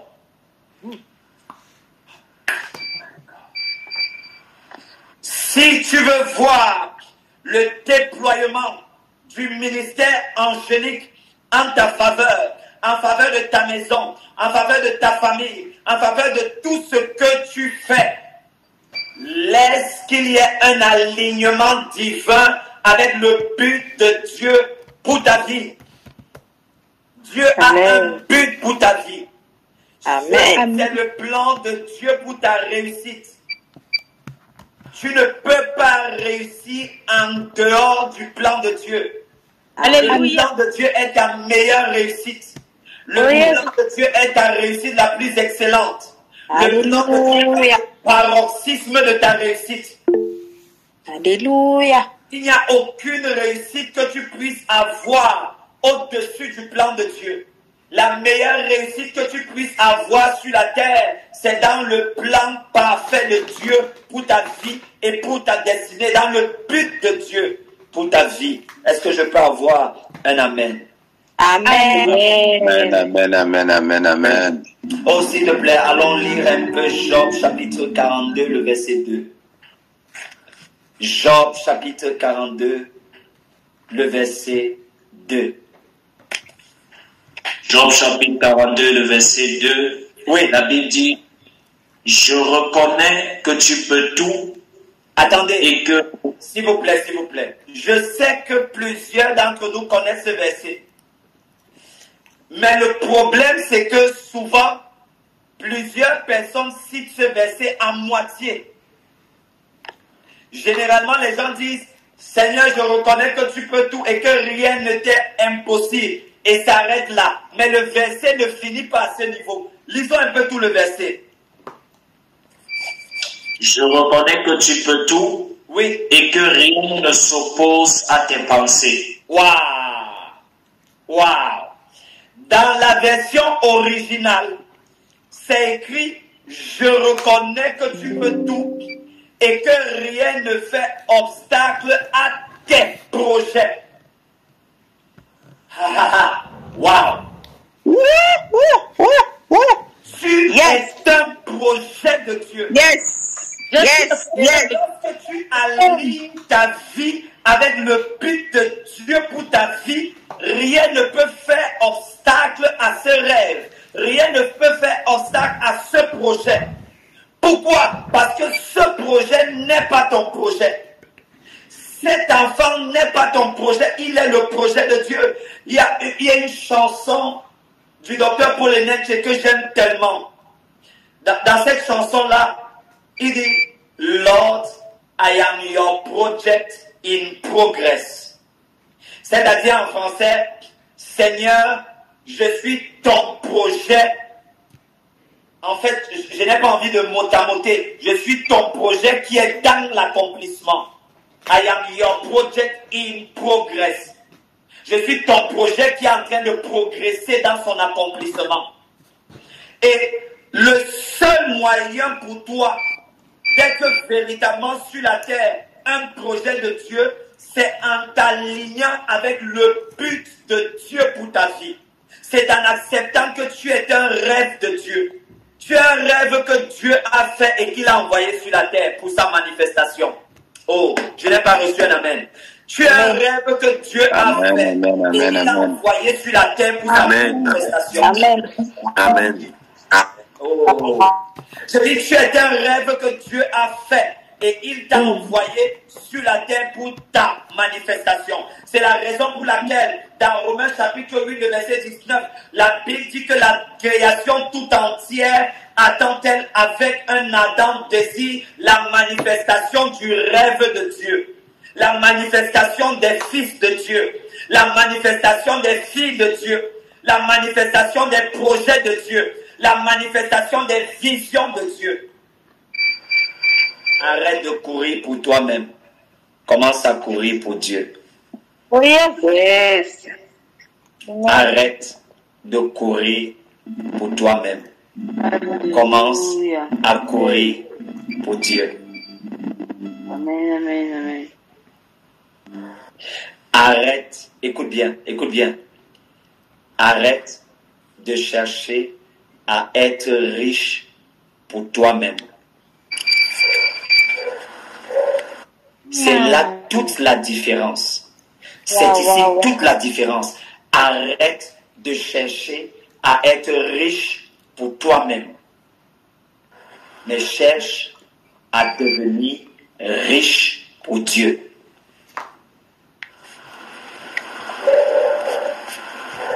Ne cherche pas à vouloir œuvrer dans le ministère pour toi-même. Cherche à œuvrer dans le ministère parce que tu voudrais décharger Dieu de ses fardeaux. Amen. Est-ce que tu sais que Dieu a des fardeaux?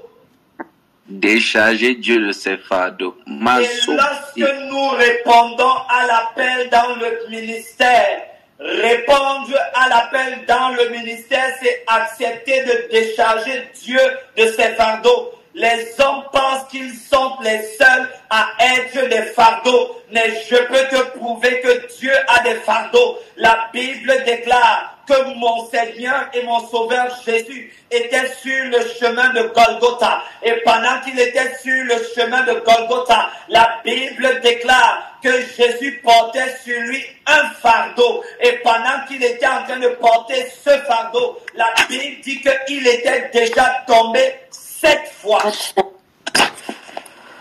Attends que je vais te montrer une révélation. Jésus était déjà tombé 7 fois. Pour que l'écriture soit accomplie, Jésus ne devait pas tomber plus de 7 fois. Parce que dans l'Ancien Testament, le prophète avait prophétisé que 7 fois le juste tombe et 7 fois le juste se relève. De quel juste parlait le prophète? Le juste dont le prophète parlait, c'était Jésus, que le prophète avait vu en vision, et c'est David qui le disait. Il dit 7 fois le juste tombe et 7 fois le juste se relève. Qui était le juste que David avait vu en vision? Jésus était le juste que David avait vu en vision. Et si vous regardez le cheminement de Jésus vers la montagne de Golgotha, vous allez vous rendre compte que Jésus est tombé et s'est relevé exactement 7 fois, pas plus. Et s'il était déjà tombé 7 fois, il avait besoin que quelqu'un l'aide. Il avait besoin que quelqu'un vienne porter son fardeau. Et la Bible déclare qu'un homme qui revenait des champs, qui s'appelait Simon de Cyrène, il est venu, on l'a appelé et il a porté le fardeau de Dieu. Il a porté la croix de Dieu. Il a porté la croix avec Jésus. Amen. Dieu a des fardeaux et Dieu recherche des personnes qui vont porter ces fardeaux. Dieu ne recherche pas seulement des personnes qui vont lui demander l'argent, qui vont lui demander le mariage, qui vont lui demander la maison, qui vont lui demander les voitures, qui vont lui demander le visa, qui vont lui demander des voyages, qui vont lui demander des percées financières. Mais Dieu recherche des personnes qui vont porter ces fardeaux. C'est pourquoi la Bible déclare, je cherche un homme, je cherche un adorateur, je cherche un louangeur, je cherche un intercesseur, je cherche un prophète, je cherche quelqu'un qui va parler en ma faveur. Je cherche quelqu'un qui ira à mon nom. Dans le livre d'Ésaïe, le chapitre 6, le prophète Ésaïe déclare qu'il s'est retrouvé dans une vision et il a entendu une voix qui parlait depuis le ciel. Et elle était en train de dire, je cherche un homme, je cherche un homme. Pendant que tu cherches le mariage, Dieu te cherche. Pendant que tu cherches le voyage, Dieu te cherche. Pendant que tu cherches le visa, Dieu te cherche. Pendant que tu cherches les maisons, Dieu te cherche. Pendant que tu cherches l'argent, Dieu te cherche. That's all. Qui va porter les fardeaux de mon Dieu? Amen, oh, amen. Miséricorde, Qui miséricorde. va porter les fardeaux de mon Dieu?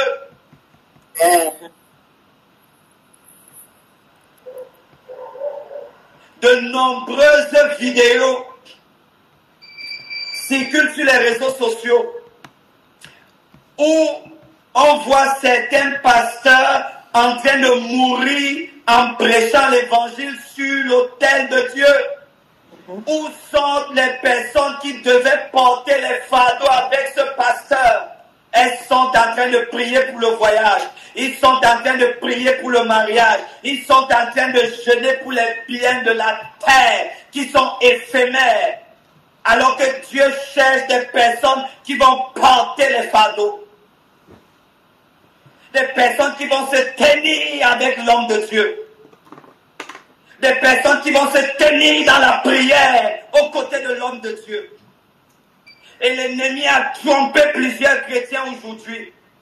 Au lieu qu'ils se retrouvent en train d'accepter les fardeaux de Dieu, ils dépensent toute leur énergie à prier pour l'argent, à prier pour le mariage, à prier pour les choses de la terre. Distraction. Mais pendant qu'ils sont en train de prier pour ces choses, ils ne remarquent même pas qu'ils s'appliquent à prier pour ces choses, mais ils ne voient jamais l'exaucement. Pourquoi ne voient-ils pas l'exaucement? Parce que Dieu est en train de les appeler à embrasser ses fardeaux.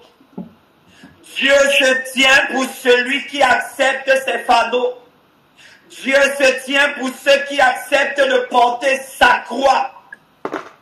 Dieu se tient pour ceux qui acceptent de s'identifier à ce qu'il veut accomplir sur la terre. Plusieurs personnes, au lieu de prier, selon Matthieu chapitre 6, lorsque la Bible déclare que ton règne descend, l'énergie que plusieurs bien-aimés dépensent pour prier pour les choses de la terre, si seulement s'ils dépensaient la moitié de ce temps, la moitié de cette énergie pour porter les fardeaux de Dieu. Un jour, le docteur Paul Enenche est allé rencontrer l'évangéliste Reinhard Bonnke. Et lorsqu'il allait rencontrer l'évangéliste Reinhard Bonnke, il était allé remettre à Papa Reinhard Bonnke une semence. Et Papa Reinhard Bonnke a décidé de prier pour le docteur Paul Enenche. Et je ne peux jamais oublier la prière que Papa Reinhard Bonnke a faite pour le docteur Paul Enenche. Le sujet de prière était simple. Il n'a pas prié en disant « Seigneur, donne-lui plus d'impact ». Il n'a pas prié en disant « Seigneur, fais en sorte qu'il y ait une multiplication extraordinaire dans son ministère ». La prière de Papa Reinhard Bonnke pour le docteur Paul Enenche était très simple.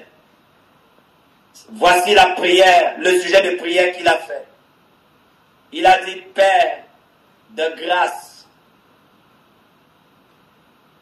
mets dans le cœur du docteur Paul Enenche la chose qui a fait en sorte que Jésus accepte d'aller sur la croix et de mourir pour l'humanité. » Amen.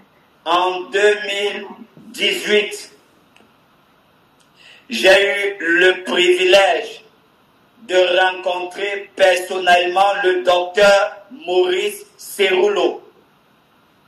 Il avait fait une visite au Cameroun juste avant de rentrer dans la gloire. Quelques mois avant ou quelques années avant, peut-être 1 ou 2 ans avant.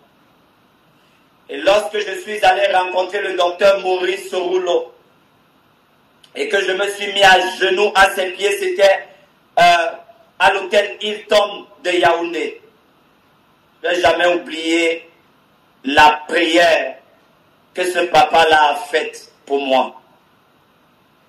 N'a pas prié pour les voitures, n'a pas prié pour un voyage, il n'a pas prié pour un ministère extravagant, époustouflant et extraordinaire. Il a prié afin que le Père me fasse découvrir quel est son amour. Amen. La qualité du culte que vous rendez à Dieu est déterminée par la révélation que vous avez de son amour. Vous ne pouvez pas rendre à Dieu un culte qui soit au-dessus de la révélation que vous avez de son amour. Et lève ta main là où tu es et dis, Père, au nom de Jésus-Christ, révèle-moi ton amour. Révèle-moi ton amour. Révèle-moi ton amour. La qualité de ton service est le reflet du niveau de ton amour. Je reprends. La qualité de ton service est le reflet du niveau de ton amour. La qualité de ton adoration est le reflet du niveau de ton amour. Tu ne peux pas adorer, servir Dieu au-delà de l'amour que tu as pour lui. Et lève tes deux mains et dis, Père, accorde-moi la grâce de tomber amoureux de toi.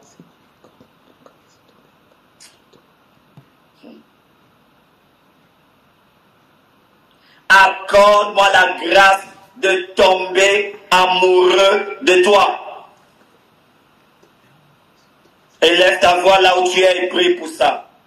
Père, accorde-moi la grâce de tomber amoureux de toi.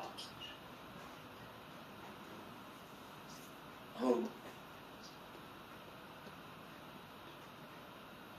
Oh, mon Dieu. Fais-moi découvrir ton amour. Fais-moi découvrir ton amour. Donne-moi une révélation authentique de ton amour. Fais-moi découvrir ton amour. Saint-Esprit de Dieu, aide-moi à tomber amoureux de mon Père, de mon Seigneur.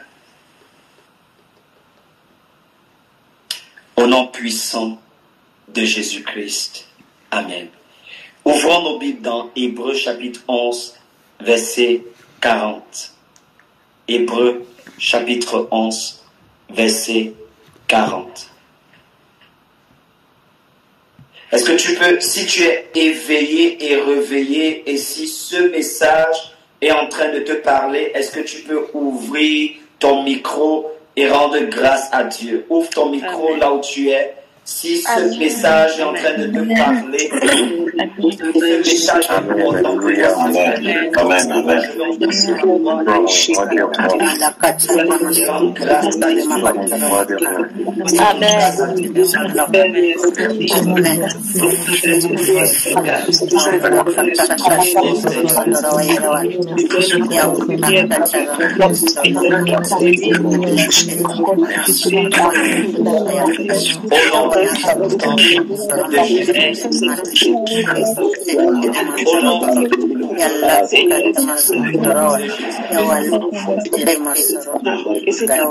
Est-ce que je peux avoir un amen? Amen. Amen. Amen.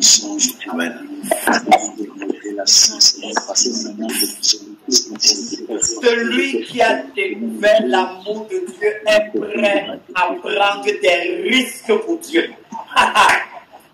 Celui qui a découvert l'amour de Dieu est prêt à prendre des risques pour Dieu. Amen. Je ne vais jamais oublier en 2016, au mois de juin 2016, j'avais quitté le Cameroun et j'allais en Afrique du Sud à l'école biblique et j'y suis allé par route. Et j'ai souvent raconté cette histoire.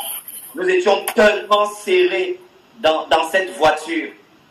Et sur le chemin, des policiers nous ont arrêté le véhicule dans lequel on se trouvait. Et nous étions serrés un peu comme des poissons qui sont serrés dans une boîte de sardines. Et le policier arrête le véhicule et il demande à tout le monde de descendre. Et il se trouve que dans la voiture, je suis le plus jeune d'âge. Et il prend ma carte d'identité, il me regarde, il regarde ma carte d'identité et il me dit que jeune homme, où est-ce que tu es en train d'aller? Je lui dis, je vais au Nigeria. Et il me regarde, il baisse la tête. Et en fait, il a fait une expression qu'on connaît au Cameroun. Il a fait ouais, comme quelqu'un qui est en train de se lamenter, comme quelqu'un qui a de la peine. Et il me dit que jeune homme, tu es en train d'aller en aventure et tu vas. Pourquoi est-ce que tu vas en aventure? Tu iras te perdre, tu es en train d'aller en aventure. Et pendant qu'il disait ça, dans mon cœur, j'étais en train de dire, il ne connaît pas ce qui se passe dans mon cœur. Amen. Lorsque tu as rencontré l'amour authentique de Dieu, il n'y a rien que tu ne puisses pas faire pour lui. Amen. Il n'y a rien que tu ne puisses pas lui donner. Amen. Dernièrement, j'étais en train de suivre un pasteur et il a dit ceci.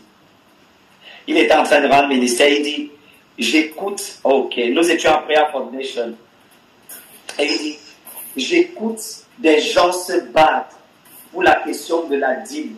Est-ce que je dois donner ma dîme à Dieu ou est-ce que je ne dois pas donner? Bien aimé, tant que ton débat est encore à ce niveau, ça veut dire que tu ne l'as jamais aimé, tu n'as jamais rencontré son amour.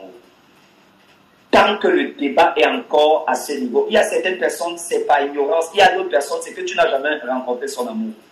Parce que lorsque tu as rencontré son amour, comme c'était le cas d'Abraham, Dieu peut te dire, prends ton fils unique Isaac et apporte-le comme une offrande.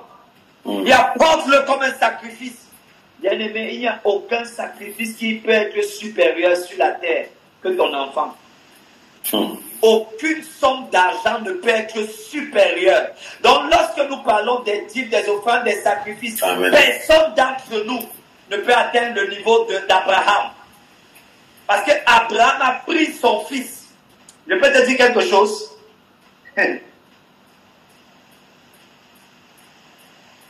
Certaines personnes, lorsqu'elles se retrouvent en train de prier, ou elles se retrouvent en train de parler devant certaines personnes qui sont des occultistes ou qui sont des sorciers, ils se rient et ils se moquent même de certains chrétiens.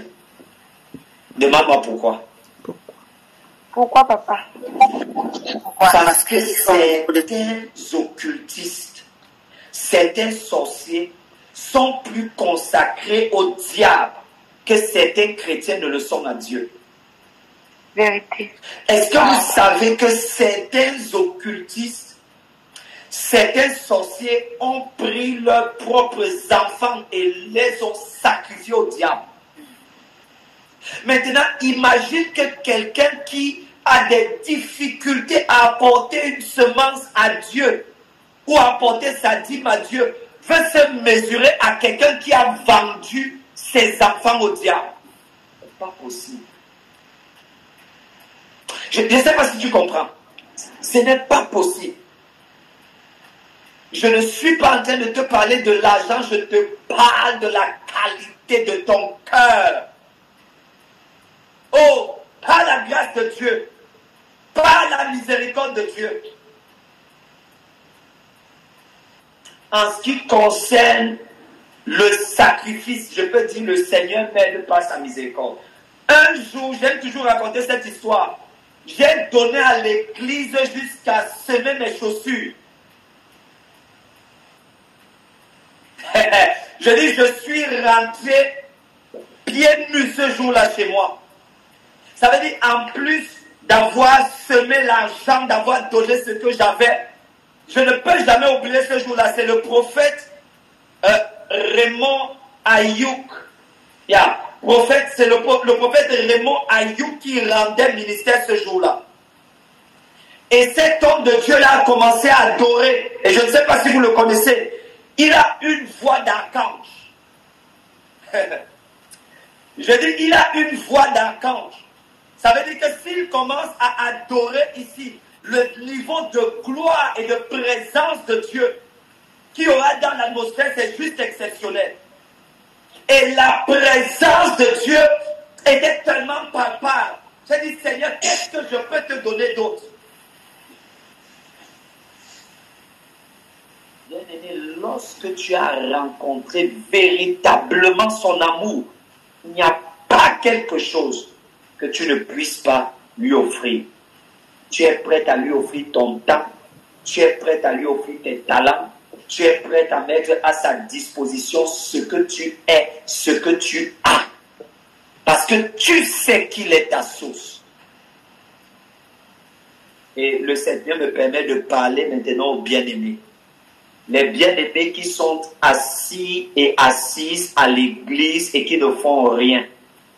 Les bien-aimés qui se retrouvent autour du pasteur et ne portent aucun fardeau du ministère avec le pasteur. Vous n'offrez pas à Dieu une adoration qui lui est agréable.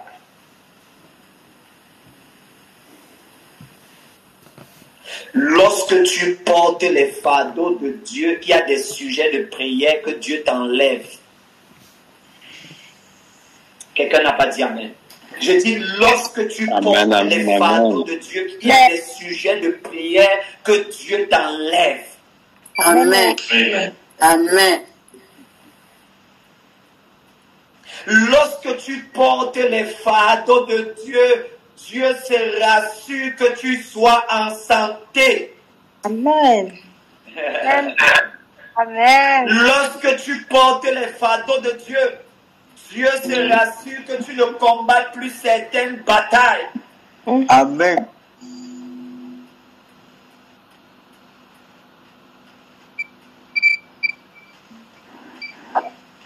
Rendre un culte agréable à Dieu, rendre un service agréable à Dieu, c'est accepter de porter les fardeaux que Dieu a attachés au but de ta vie. Il y a un rôle stratégique que tu dois jouer dans la maison de Dieu. Et certaines personnes pensent que leur bénédiction va venir des prières. Hey, écoute-moi. Les bénédictions ne viennent pas des prières. Montre-moi de Genèse et Apocalypse où les bénédictions viennent des prières. La bénédiction ne vient pas de la prière, mais la bénédiction vient par la prière. Amen. Et que ne comprends pas ce que je dis. La bénédiction ne vient pas de la prière, mais la bénédiction vient par la prière. Yes. Si tu regardes la Bible, si tu fais l'exégèse, l'herméneutique de la Bible, si tu interprètes les Saintes Écritures, tu vas voir que de Genèse jusqu'à Apocalypse, la bénédiction est attachée à l'adoration et au service. Amen. Non, reprends ta Bible et relis-la profondément. Tu vas voir que la bénédiction est attachée à l'adoration et au service. En fait, à l'adoration. C'est la qualité de ton adoration qui détermine le niveau de l'opération de la bénédiction de Dieu dans ta vie. Yes. Yes, papa. Qu'est-ce qui fait en sorte que sur la terre, la bénédiction de Dieu est évidente, palpable dans les vies de certaines personnes et pas les vies de d'autres personnes? Ce n'est pas que Dieu a préféré certaines personnes et il a disqualifié d'autres. Non. Qu'est-ce qui fait la différence? La qualité de l'adoration, la qualité du service. Ton service est une adoration à Dieu.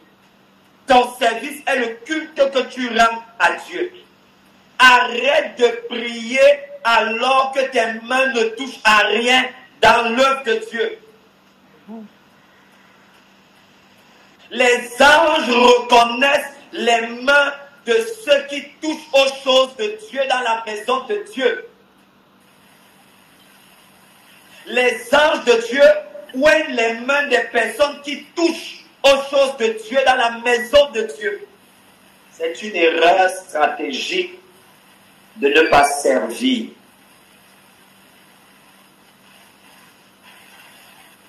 Et c'est par ici que je vais sortir. Mais Dieu ne t'appelle pas à servir juste. Dieu ne t'appelle pas à adorer juste. Il y a un service qui porte ton nom. Il y a une adoration qui porte ton nom. Amen. Et le service qui porte ton nom, l'adoration qui porte ton nom, c'est le but de Dieu pour ta vie et pour ta destinée. Il y a un rôle que tu dois remplir là où Dieu t'a placé. Parce que,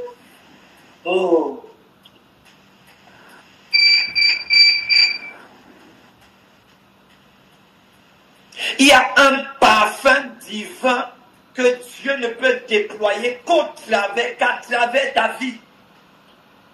Donc refuser d'embrasser le but de Dieu pour ta vie, c'est refuser aux frères, c'est refuser à l'église, c'est refuser à la création de bénéficier de la bonne odeur du parfum divin que Dieu a attaché à ta vie. Ne nous prive pas de ton parfum divin. Amen. Amen. Oh, ce que je dis, c'est simple, mais c'est tellement profond. Amen. Oh. C'est tellement profond. Il y a des moments où je veux rendre ministère, mais j'ai besoin qu'une autre personne me rende ministère. Je veux rendre ministère, mais j'ai besoin que les chantres me rendent ministère. Le prophète Élisée doit rendre ministère au roi et à Israël. Mais pour que le prophète Élisée rende ministère au roi et à Israël, il a besoin qu'un chantre lui rende ministère également. Wow. Le pasteur a besoin de ton ministère. Quelqu'un n'a pas dit amen. Est-ce qu'il comprend? Amen. Amen. Le pasteur a besoin de ton ministère. L'apôtre a besoin de ton ministère. Le prophète a besoin de ton ministère. L'église a besoin de ton ministère. Ne nous prive pas de ton ministère. Ne prive pas l'église de ton ministère. Ne prive pas les bien-aimés de ton ministère. Amen. Le parfum unique que Dieu a attaché à ta vie. Laisse que ce parfum, que l'odeur de ce parfum exhale dans la maison de Dieu. On en a besoin. Ah, papa, merci. Personne ne peut s'accomplir par sa propre force et uniquement avec ses propres capacités. La Bible dit que le fer aiguise le fer. Et vous savez des fois pourquoi est-ce que il arrive des fois que vous voyez un homme de Dieu. Il arrive au stade où vous avez l'impression qu'il a tout dans sa vie. Il a les dons, il a les charismes, il peut opérer dans toutes les dimensions du ministère. Vous regardez sur le plan financier. Sur le plan financier également, Dieu fait des choses extraordinaires. Mais des fois, lorsque vous regardez certaines personnes dans l'église où il est, ces personnes ne reflètent pas, en fait, ce que Dieu fait avec lui. Vous savez pourquoi? C'est parce que des fois, écoutez bien ce que je vais dire maintenant. C'est par là que je vais sortir, à cause du temps. Des fois, lorsque Dieu vous a appelé à faire quelque chose dans une église, ou Dieu vous a appelé à faire quelque chose dans un ministère, ou Dieu vous a appelé à faire quelque chose auprès d'un serviteur de Dieu, d'un homme de Dieu, et que vous ne le faites pas, des fois, ce que Dieu fait, c'est que toute chose qui était attachée, toute récompense qui était attachée au service et au ministère que vous deviez rendre, dans cette église, dans ce ministère, auprès de cet homme de Dieu. Ce que Dieu fait, il prend tous les bénéfices qui étaient attachés au service que vous deviez rendre et il place ça sur cet homme de Dieu. C'est pas des fois les gens se posent la question de savoir, mais comment est-ce que lui roule dans des jets privés? Mais comment est-ce que lui il arrive à telle chose? Non, bien aimé, des fois, il se retrouve en train d'être au bénéfice des grâces que certaines personnes devaient porter, des onctions que certaines personnes devaient porter, des services que certaines personnes devaient rendre. Et parce que ces personnes ont refusé de répondre à leur appel, Dieu a déposé tout cela sur lui. Et Dieu a également déposé les grâces, les dons et les bénédictions qui vont avec. Ne manque pas à ton appel. Ne manque pas à ta mission. Ne manque pas à ta destinée. À cause du temps, je vais devoir m'arrêter à ce niveau. Il y a normalement 2 points qui restaient, mais je crois que le Seigneur va, dans sa sagesse, peut-être nous accorder une autre occasion pour partager les 2 points qui restaient. Mais l'un des sujets de prière que tu devrais prendre, et pour cette fin d'année, est choisi de ne pas rentrer dans la nouvelle année sans avoir répondu de façon claire à cette question-là. La 3e question. Seigneur, tu m'as envoyé sur la terre pour quelle raison?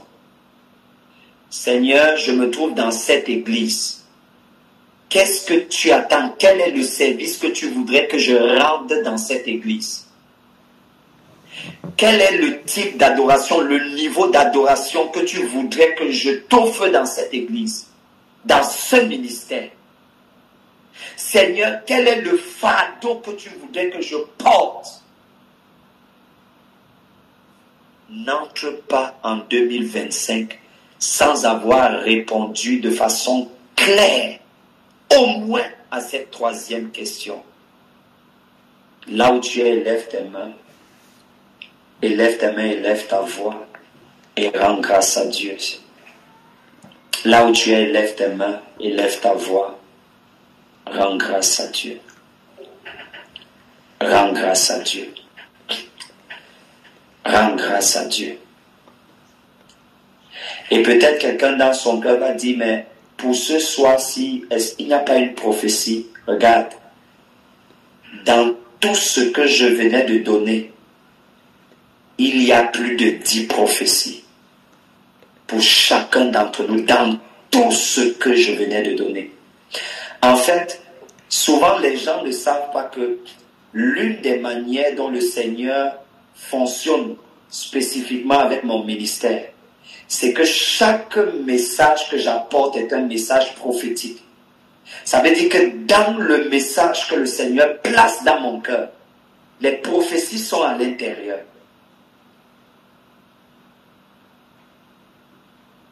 Il y a quelqu'un sous le son de ma voix. Au mois de janvier 2025, tu vas vivre un repositionnement divin. Au mois de janvier 2025, tu vas vivre un repositionnement divin.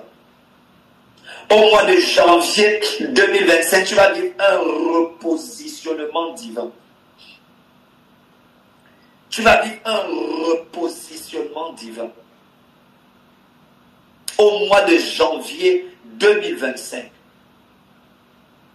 tu vas vivre un repositionnement divin. Et n'oublie pas, pendant que tu seras en train de vivre ce repositionnement divin, garde avec toi ce que tu venais d'écouter.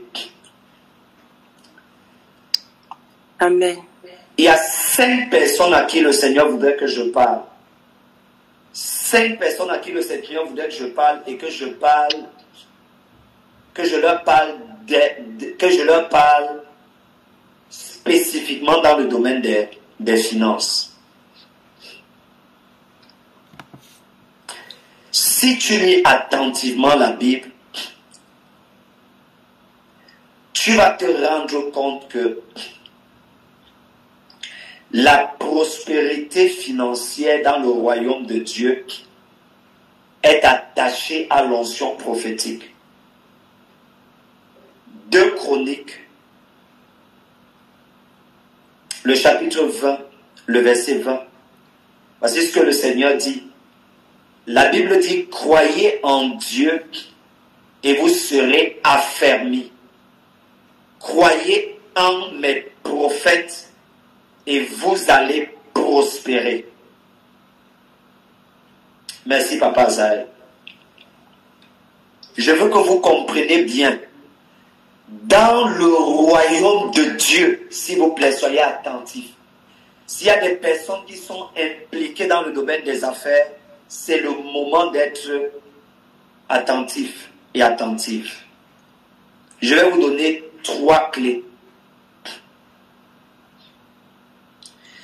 Dans le système économique de Dieu,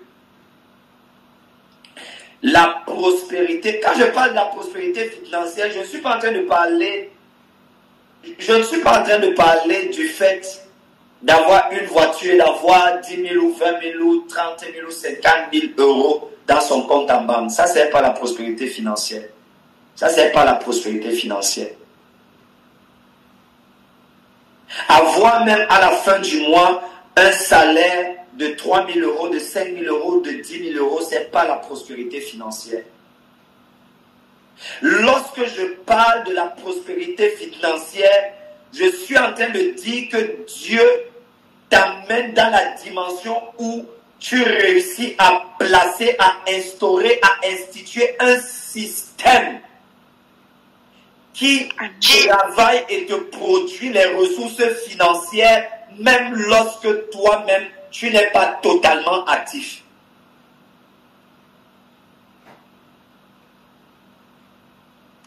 Et le Saint-Esprit permet, je t'ai dit, un jour j'étais à Abuja, je ne peux jamais oublier cette nuit.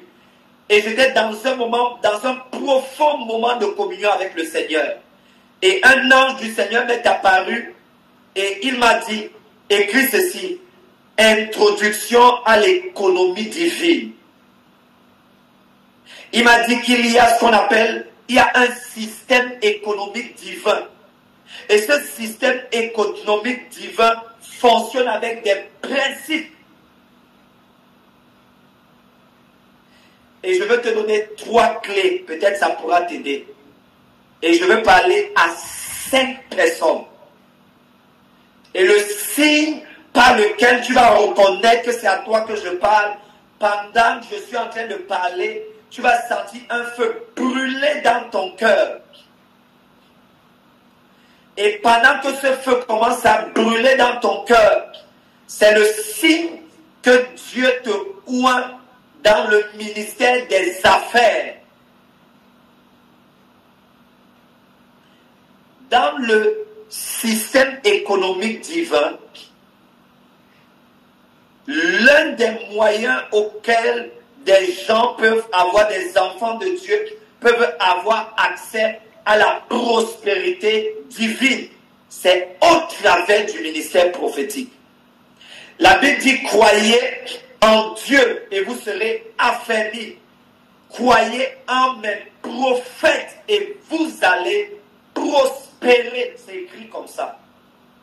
Croyez en mes prophètes et vous allez prospérer. Ça veut dire que Dieu a choisi de façon intentionnelle d'attacher la prospérité au ministère prophétique. C'est la raison pour laquelle vous allez, lorsque vous lisez la Bible, à chaque fois qu'il y avait la famine en Israël, vous saviez qui on appelait? Vous savez qui on allait chercher? Le prophète. À chaque fois qu'il y avait la famine en Israël, c'est le prophète qu'on allait chercher. Une fois il y a eu la famine en Israël, et la personne qu'on allait chercher, c'est le prophète Élisée. Et lorsque le prophète Élisée est arrivé, il a dit, demain matin, à la première heure, le coût du blé, le prix du blé aura chuté. Le prix du pain aura chuté. Et une personne lui a dit, même si l'Éternel descendait ici, ce que tu dis, c'est impossible que cela se fasse.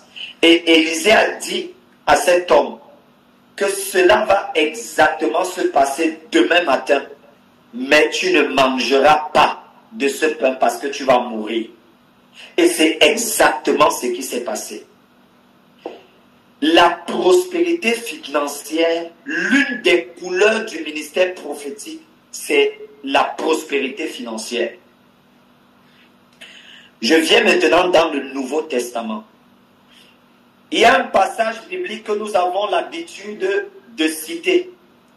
C'est dans le livre de Philippiens, le chapitre 4, le verset 19. Et l'apôtre Paul dit, « Et mon Dieu pourvoira à tous vos besoins, selon la richesse de sa grandeur. » Et mon Dieu va pourvoir à tous vos besoins, selon la richesse de sa grandeur. S'il vous plaît, écoutez attentivement. Dans quel contexte est-ce que l'apôtre Paul relâche cette prophétie? L'apôtre Paul relâche cette prophétie parce que si vous lisez bien le texte, vous allez voir que Paul dit un certain nombre de choses. Il dit que lorsqu'il a commencé à aller en mission, il y a des églises qui ne l'ont pas soutenu. Mais il y a deux églises qui l'ont soutenu. Il y a une fois où l'église de Corinthe l'a soutenu. Il y a également une fois où l'église de Philippe l'a soutenu. Est-ce que vous êtes avec moi? Je suis en train de donner cette clé-là. Donc, la raison pour laquelle l'apôtre Paul fait cette prière-là, lorsqu'il dit « Et mon Dieu pourvoira à tous vos besoins », lorsque vous lisez le contexte de cette prière, il le dit parce que ces chrétiens-là, les chrétiens de cette église-là, avaient compris que l'une des façons de voir la prospérité devenir tangible et palpable dans leur vie, c'est au travers, n'est-ce pas, c'est du fait de porter certains fardeaux financiers dans la maison de Dieu. S'il vous plaît, mes frères et mes sœurs, mes bien-aimés, je vous le dis, et pendant que je vous dis cela, mon cœur est saint et pur devant le Seigneur.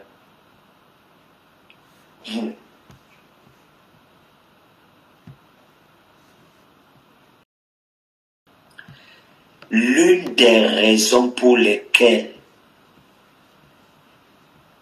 certains enfants de Dieu sont dans la maison de Dieu et se retrouvent en train de ne pas expérimenter l'abondance et l'excellence sur le plan financier, c'est à cause de trois choses. La première des choses, le manque d'honneur. Le manque d'honneur.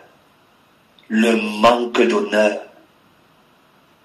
Si Dieu vous donne un ministère et que vous n'honorez pas ce ministère-là, ce manque d'honneur a des implications sur le plan dans la vie financière des personnes qui sont au bénéfice de ce ministère.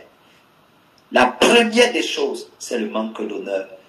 La deuxième des choses, c'est le fait que des fois, vous avez des personnes, des bien-aimés qui sont dans la maison de Dieu ou dans un ministère et qui refusent de s'impliquer en portant certains fardeaux sur le plan financier dans la maison de Dieu. C'est une erreur stratégique. Et Paul va expliquer à ces chrétiens qu'en réalité, lorsque vous vous impliquez dans mon ministère, vous ne le faites pas nécessairement pour moi et pour mon bien, mais vous le faites pour votre propre bien. Parce que les dons que vous faites à mon ministère, cela vous est imputé. C'est la raison pour laquelle, mon Dieu, est-ce que vous avez remarqué que dans ce passage, Paul ne dit pas que « et notre Dieu va pourvoir à tous vos besoins ». Est-ce que vous avez remarqué qu'il ne dit pas « et notre Dieu ». Il ne dit même pas « et votre Dieu ». Il dit, et mon Dieu, waouh, il dit, et mon Dieu va pourvoir à tous vos besoins. Deuxième clé. Donc, je t'ai donné la première clé. La première clé, c'est la clé de l'honneur. Si tu es dans une église, si tu es dans un ministère, si Dieu t'a placé quelque part, honore le ministère qui te bénit. Je ne suis pas en train de dire que va te coucher et on marche sur ta tête, va te coucher et on fait du n'importe quoi. Non.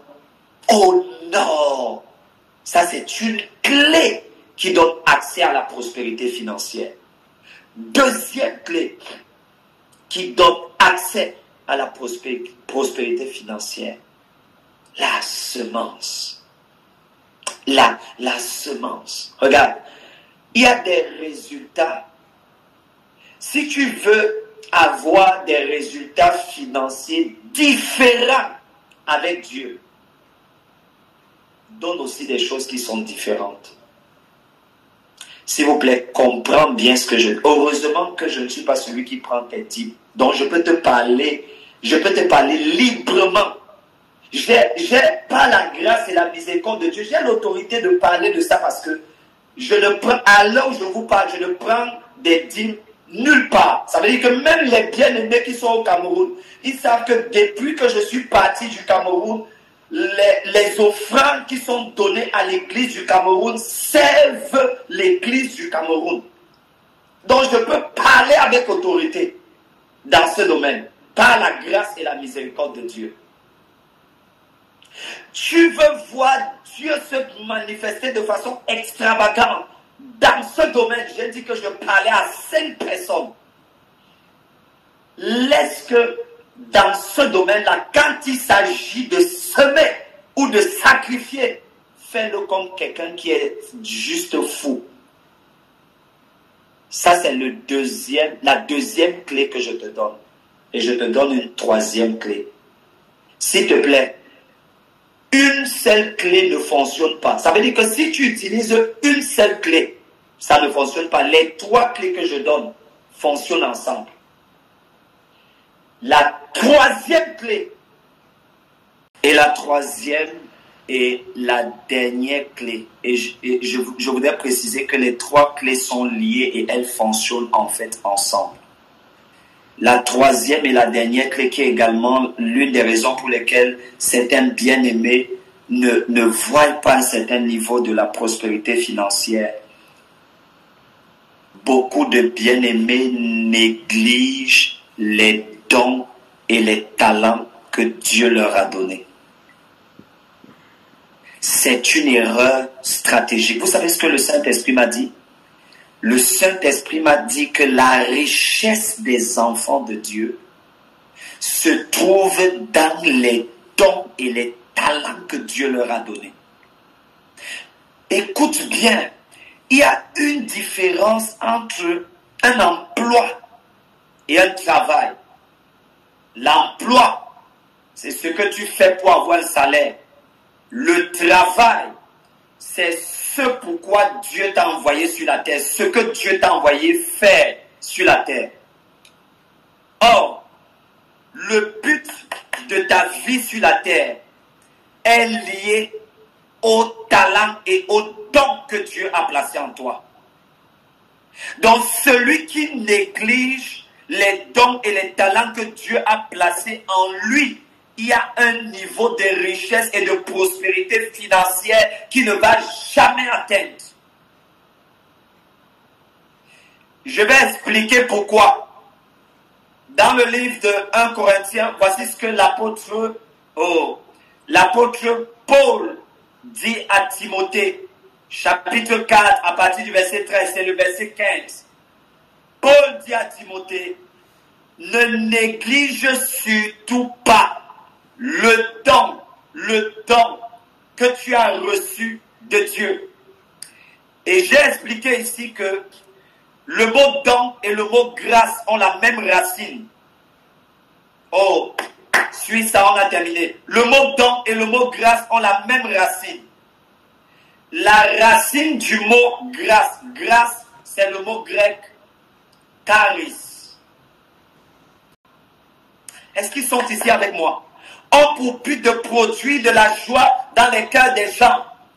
Ça veut dire que si je mets en place une entreprise, cette entreprise que je mets en place, elle doit être mise en place. Il doit y avoir un lien entre l'entreprise que je mets en place et les dons que Dieu m'a donnés.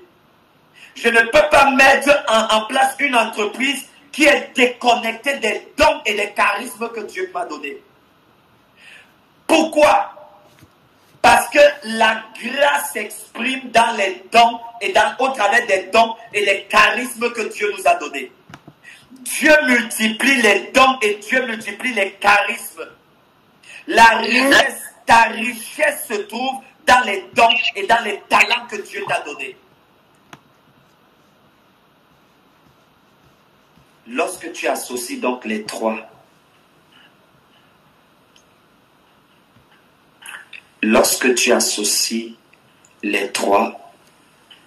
l'honneur, les semences, tout ça c'est des principes. Est-ce que vous avez vu que j'ai cité la prière quelque part ici? J'ai cité 3 principes. L'honneur, c'est le premier principe que j'ai cité. Le deuxième principe que j'ai cité, après l'honneur, j'ai cité le principe de la semence. Et le troisième principe que j'ai cité, c'est le principe de la diligence dans le développement des dons et des talents que Dieu t'a donnés. Si tu avais travaillé dans le développement des dons et des talents que Dieu t'avait donnés, tu serais à un autre niveau. Et le problème, c'est que des fois, plusieurs enfants de Dieu vont chercher les richesses, les ressources ailleurs et ne regardent ou alors ignorent, font comme le monsieur à qui le Seigneur a remis un talent et qui a choisi de prendre ce talent que Dieu lui avait donné et d'enterrer le talent en question. Pendant que tu entres dans l'année 2025, assieds-toi, fais une introspection, prie et demande au Seigneur de te donner du discernement en ce qui concerne tous les dons et tous les talents qu'il t'a donnés. Et lorsque le Saint-Esprit va illuminer les yeux de ton esprit à ce sujet, pose-toi la question de savoir qu'est-ce que je dois mettre en place pour développer les dons et les talents que Dieu m'a donnés. Parce que ta richesse se trouve dans ces dons et dans ces talents. Bien-aimés dans le Seigneur, que le Seigneur vous bénisse abondamment et que sa grâce, n'est-ce pas, vous soit multipliée de la part de notre Seigneur Jésus-Christ. Je veux montrer toute ma reconnaissance au prophète Stéphane Azaël, mon frère, à qui le Seigneur a donné la responsabilité et le fardeau de nous permettre de partager, n'est-ce pas, toutes ces choses. Que le Seigneur te bénisse, que le Seigneur vous bénisse abondamment. Shalom, shalom. Est-ce que tu peux acclamer le Seigneur pour son saint serviteur, s'il te plaît? Waouh, merveilleux. Et ces 3 jours, en tout cas, nous avons été tellement bénis.